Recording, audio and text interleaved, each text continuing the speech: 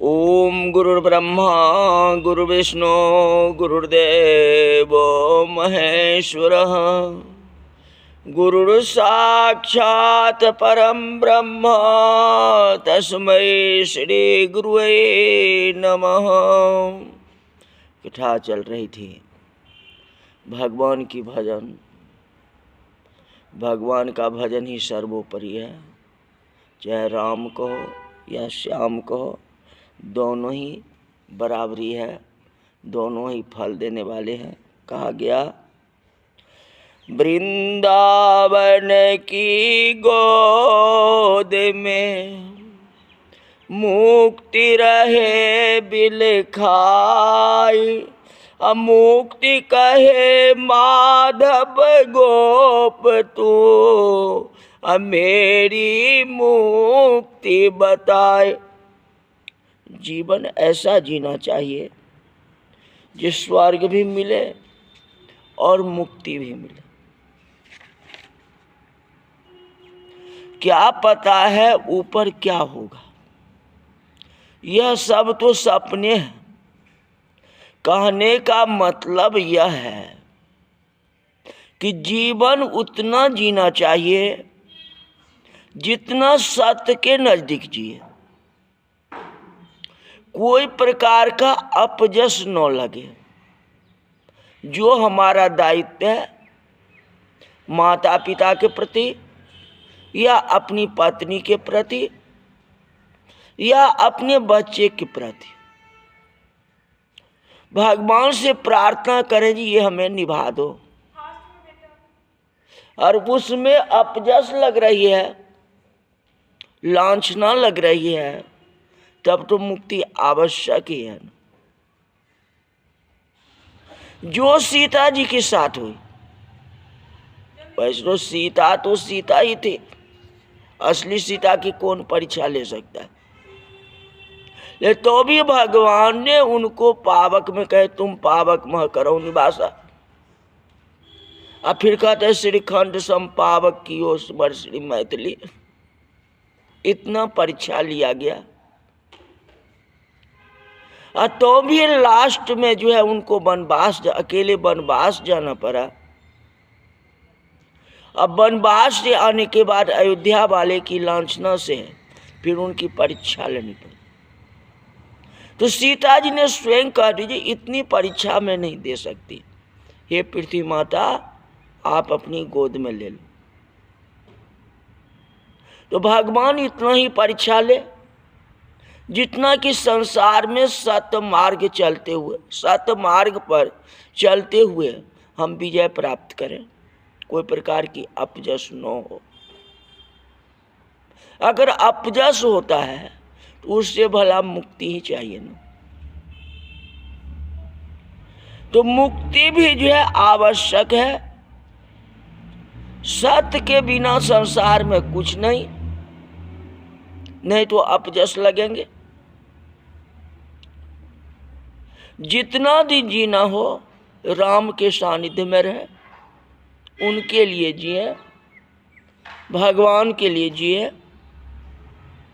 कहा गया जो 7 भवन का महल बनायो ने, फर्नीचर 6 बहु न्यारो। 7 भवन का महल बनायो ने, फर्नीचर 6 बहु न्यारो।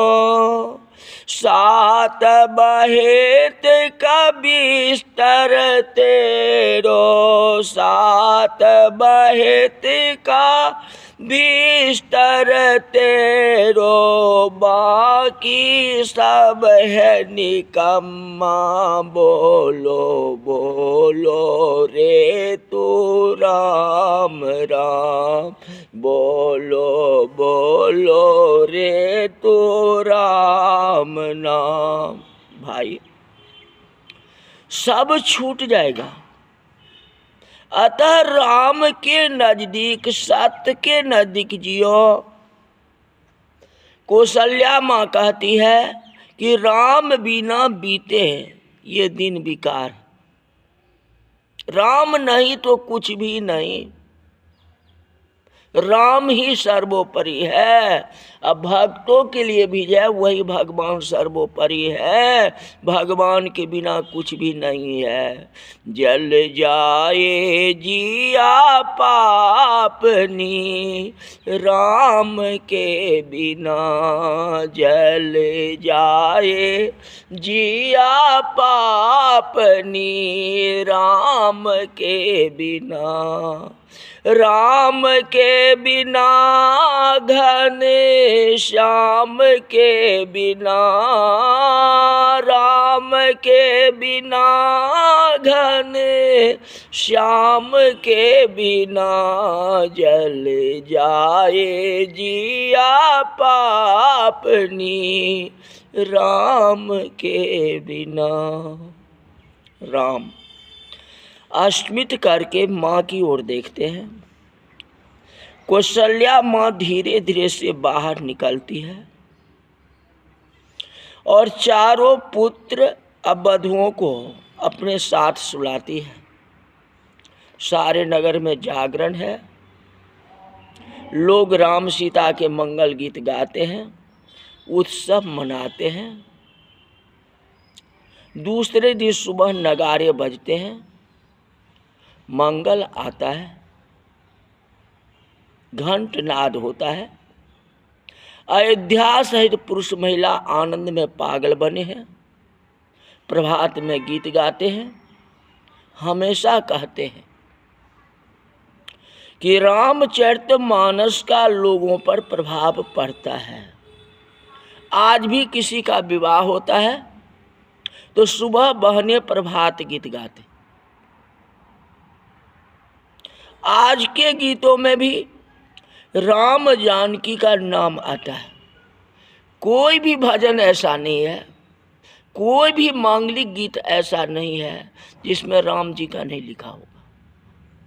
राम का ही विवाह हो या जनेऊ हो या कोई प्रकार की आपका फंक्शन हो तो उसमें राम और सीता का नाम लिया ही जाता है, कृष्ण राधा का नाम लिया ही जाता है। नानिक है। प्रभात गीत गाए जाते हैं। तुलसीदास जी कहते हैं सब गाते हैं, मैं भी कहता हूँ।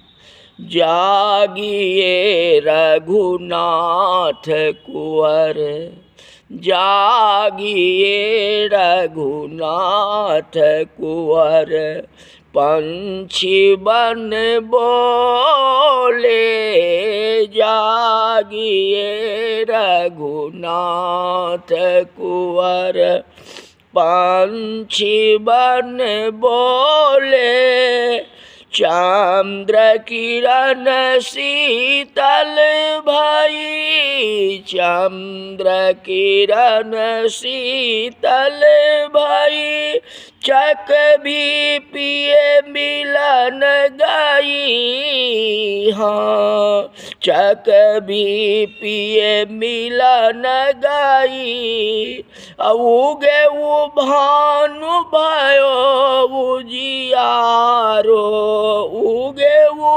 भानु भयो उजियारो, कमल नाल डोले, जागिए रघुनाथ कुंवर, जागिए रघुनाथ कुंवर, पंछी बन बोले, जागिए रघुनाथ कुंवर।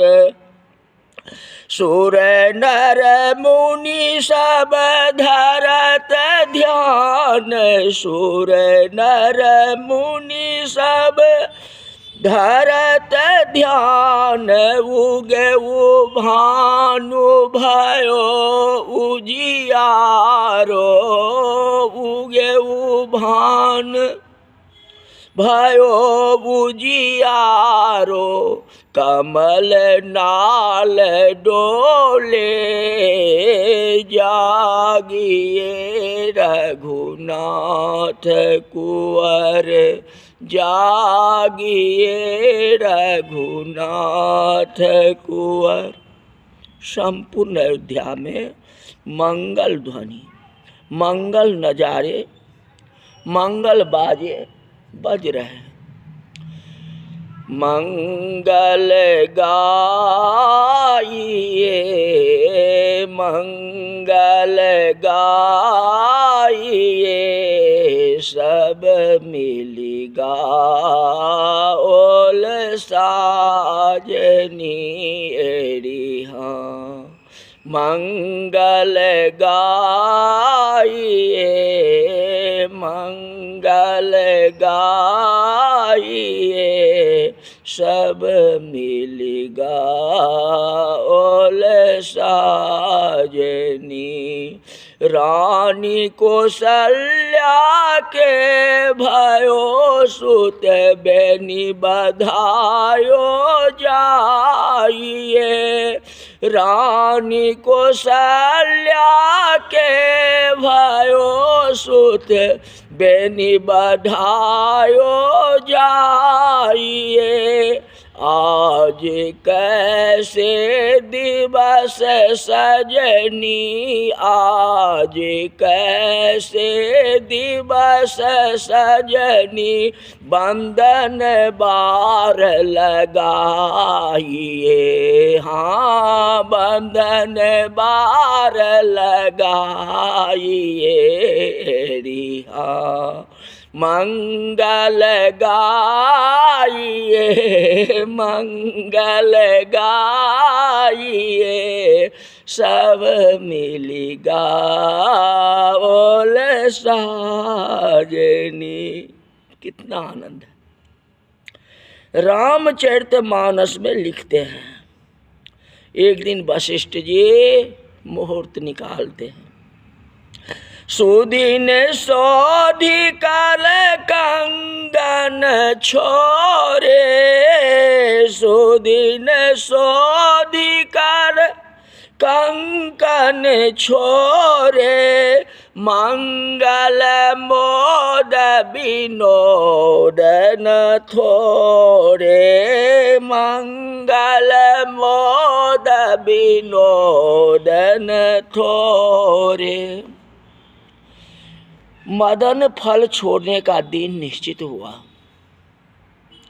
बचपन में विवाह होते तो मदन फल न छूटे तब तक पति पत्नी एक दूसरे से बात नहीं कर सकते थे, ऐसी परंपरा थी।